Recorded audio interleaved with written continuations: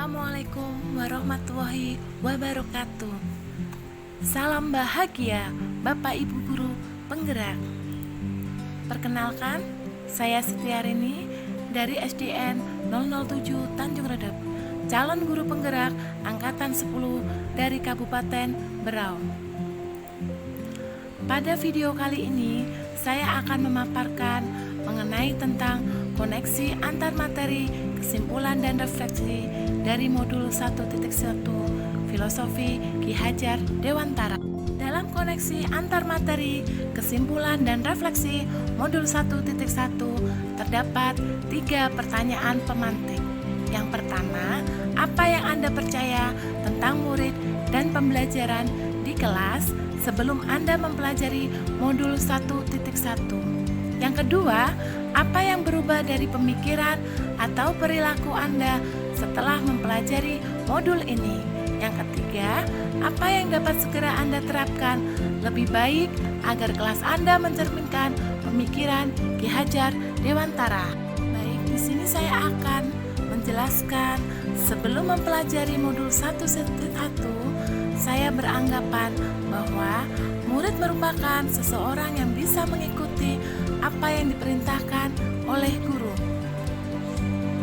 Ternyata saya setelah mempelajari modul 1.1, saya sadar bahwa setiap anak memiliki kodrat alam, sehingga setiap anak itu unik dan memiliki karakteristik berbeda, dan murid memiliki bakat sendiri sesuai dengan kemampuannya masing-masing. Kemudian, tugas pendidik adalah menuntunnya agar ia mengembangkan yang sesuai dengan kodrat alam dan kodrat zaman. Kemudian dulu, sebelum saya mempelajari modul 1.1, saya beranggapan bahwa semua murid dapat mengikuti cara belajar guru yang dilakukan oleh guru jika ia memperhatikan penjelasan guru dan melatih mengerjakan soal. Ternyata setelah mempelajari modul 1.1, saya beranggapan bahwa murid sebagai subjek pembelajaran dan merekalah yang pemegang kendali pembelajaran. Yang kedua, pendidik harus dapat memfasilitasi belajar murid agar dapat menjadi manusia seutuhnya. Kemudian, dulu saya beranggapan bahwa pembelajaran berpusat pada guru sebagai ilmu. Nah, ternyata setelah mempelajarinya bahwa pembelajaran seharusnya berpusat pada murid.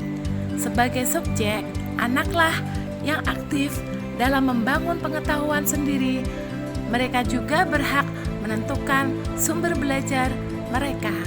Jadi, apa yang kita berikan kepada murid berasal dari kebutuhan murid itu sendiri. Oleh karena itu, cara mengajarkannya sesuai dengan kondisi anak melalui pendekatan kita terhadap anak. Dulu, saya beranggapan bahwa tugas guru adalah mentransfer ilmu kepada murid. Ternyata, setelah saya mempelajari modul 1.1, dalam penilaian kita tidak boleh menilai pengetahuan saja, tetapi juga harus dapat menilai sikap dan keterampilan. Karena ketiga penilaian ini merupakan satu kesatuan yang tidak dapat dipisahkan untuk dapat menentukan keberhasilan murid. Sebagai pendidik, kita juga menumbuhkan sikap budi pekerti. Kemudian, untuk umpan balik, khususnya pendidik dapat melakukan evaluasi diri atas pembelajaran yang sudah dilakukan. Selain itu, juga wajib menumbuhkan penerapan dari sikap budi pekerti. Itulah penjelasan dari pemikiran saya sebelum dan sesudah mempelajari modul 1.1. Nah, di sini ini adalah kegiatan pembelajaran saya sebelum dan setelah mempelajari modul 1.1. Kegiatan saya dalam menjelaskan kepada anak-anak sebelum saya mempelajari modul 1.1. Di sini saya menggunakan metode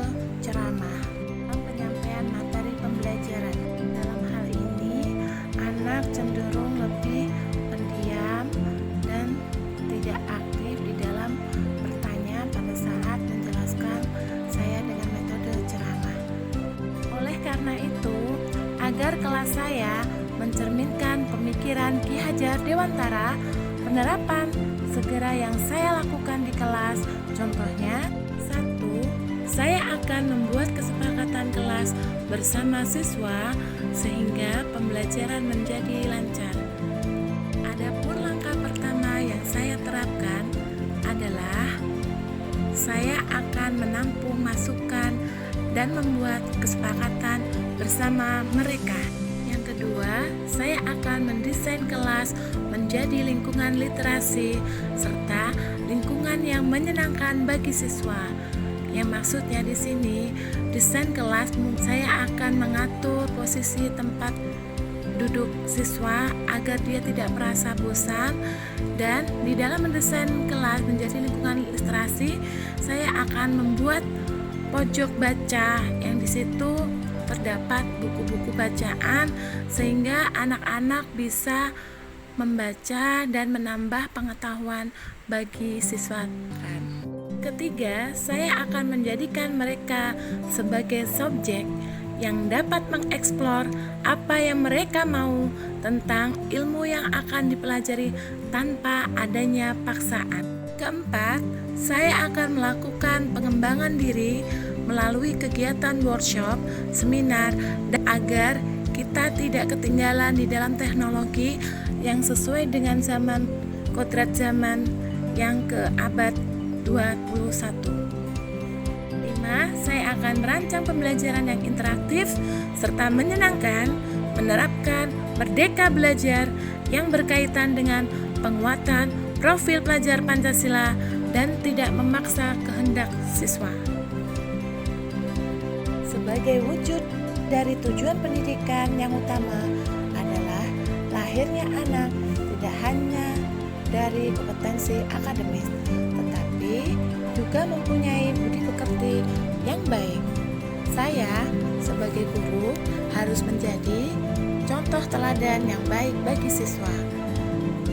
Sehingga ini merupakan tantangan saya, bagaimana cara saya agar bisa konsisten menjadi teladan yang baik.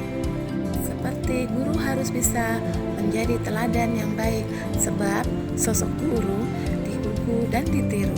Dan harapan saya agar bisa memahami pemikiran Ki Hajar Dewantara yang sesuai dengan semboyan Ing Ngarso Sungtulodo. Dari depan saya bisa memberikan teladan bagi siswa. Yang kedua, Ing Madya Mangunkarsa. Di tengah saya bisa menjadi teman yang dapat memberikan semangat bagi mereka.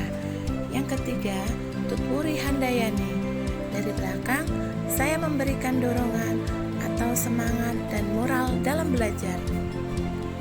Di sini saya akan menyampaikan kesimpulan, yaitu dasar-dasar pemikiran yang sesuai dengan Ki Hajar Dewantara harus kita lakukan atau kita terapkan dalam pembelajaran di sekolah pendidikan, yang nantinya dapat menuntun anak-anak sesuai dengan minat dan bakat.